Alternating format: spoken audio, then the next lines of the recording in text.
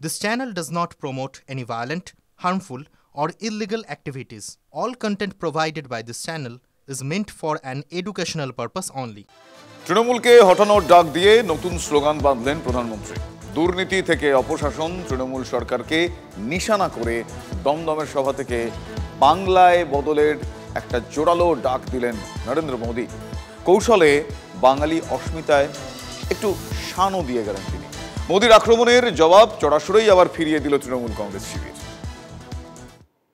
एक ही नारा गूंजता रहना चाहिए, बातते चाय बीजेपी ताई।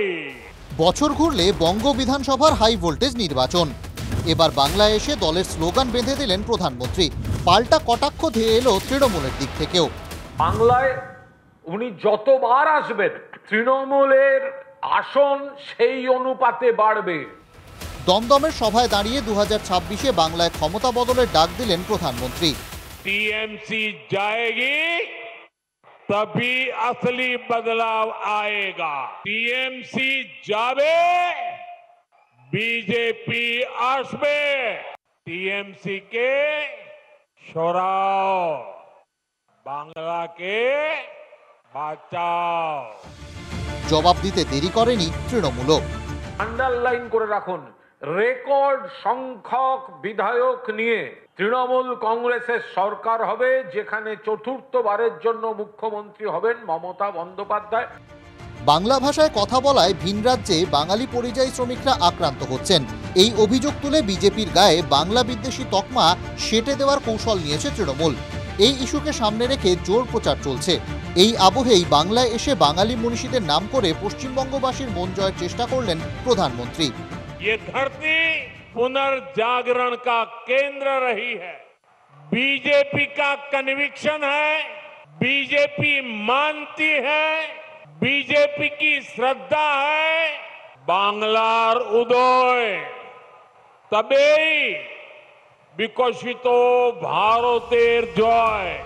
তৃণমূলও পাল্টা মনে করাচ্ছে কিছুদিন আগে দিল্লি পুলিশের সেই বিজ্ঞপ্তির কথা, যার একটি ছত্রে বাংলাদেশি ভাষার উল্লেখ ছিল।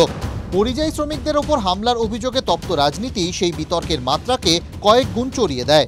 সার্বিকভাবে এই ইস্যুকে সামনে রেখেই 21শে জুলাইয়ের মঞ্চ থেকে ভাষা আন্দোলনের আহ্বান জানান মুখ্যমন্ত্রী। ভাষা আন্দোলন শুরু হলো 27শে জুলাই থেকে একেবারে টানা ইলেকশন পর্যন্ত। বাংলা ভাষার ওপর সন্ত্রাস মানছি না, মানব না।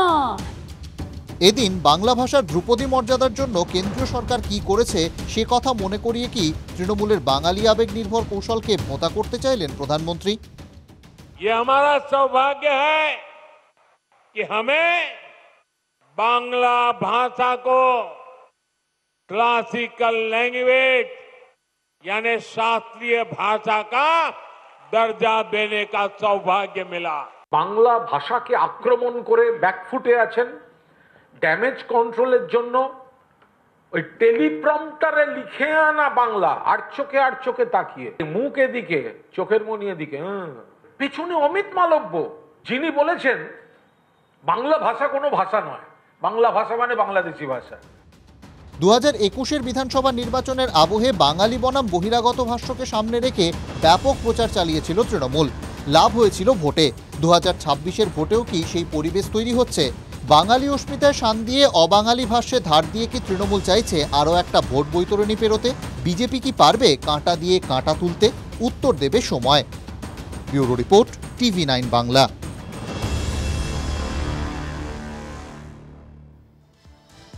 তৃণমূল কেন 130তম সংবিধান সংশোধনী বিলের বিরোধিতা করছে?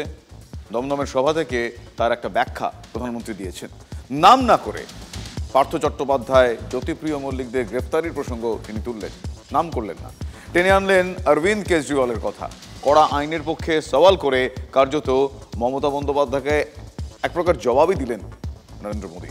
পাল্টা নারদা স্টিং ফুটেজের ছবি দেখিয়ে প্রধানমন্ত্রীকে কটাক্ষ করেছে তৃণমূল কংগ্রেস। मंत्री हो, मुख्यमंत्री हो, प्रधानमंत्री को भी सख्त कानून के दायरे में लाया हूं। 130তম সংবিধান সংশোধনী বিল সংসদে পেশ করেছে সরকার। তৃণমূল সহ ইন্ডিয়া জোটের প্রবল বিরোধিতার মুখে বিল পাঠানো হয়েছে সিলেক্ট কমিটিতে, যাকে আগেভাগেই কালা কানুন বলে আখ্যা দিয়েছেন মমতা বন্দ্যোপাধ্যায়। এবার তার রাজ্যে দাঁড়িয়ে এই ইস্যুতে চড়া সুরে তৃণমূলকে আক্রমণ করলেন প্রধানমন্ত্রী। अगर पीएम भी 30 दिन जेल में रहे और उन्हें जमानत न मिले तो अगले दिन उनकी कुर्सी भी चली जाएगी। टीएमसी के लोग भ्रष्टाचार के खिलाफ इस कार्रवाई पर भड़क गए। 130তম সংবিধান সংশোধনী বিলে বলা হয়েছে, প্রধানমন্ত্রী, মুখ্যমন্ত্রী, কোনো কেন্দ্রীয় মন্ত্রী, রাজ্য বা কেন্দ্রশাসিত অঞ্চলের কোনো মন্ত্রী যদি গুরুতর অপরাধে অভিযোগে একটানা 30 দিনের জন্য তদন্তকারী সংস্থার হেফাজতে থাকেন, তবে 31তম দিনে পৌঁছে মন্ত্রিত্ব হারাবেন। বিলের এই প্রস্তাবকে অসাংবিধানিক বলে আখ্যা দিয়েছে বিরোধীরা। আপনাদের উদ্দেশ্য কোনোদিন দুর্নীতি রোখা নয়, আপনাদের উদ্দেশ্য গভর্নমেন্ট ভাঙা, এসআইআর থেকে নজর ঘোরানোর একটা মরিয়া নির্লজ্জ প্রচেষ্টা।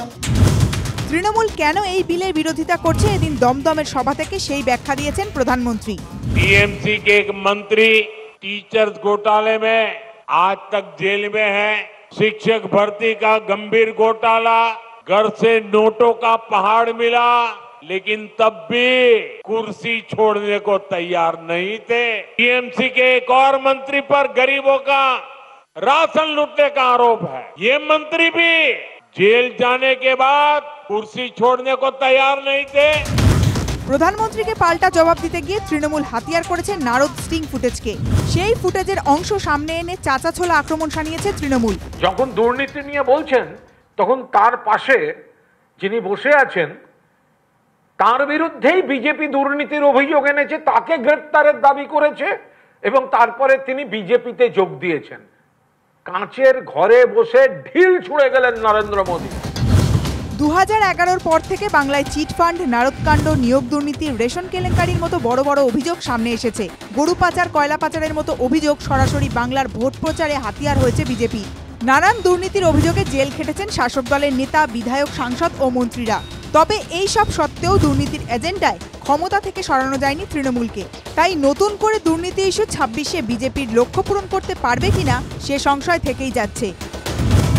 Bureau report, TV9 Bangla.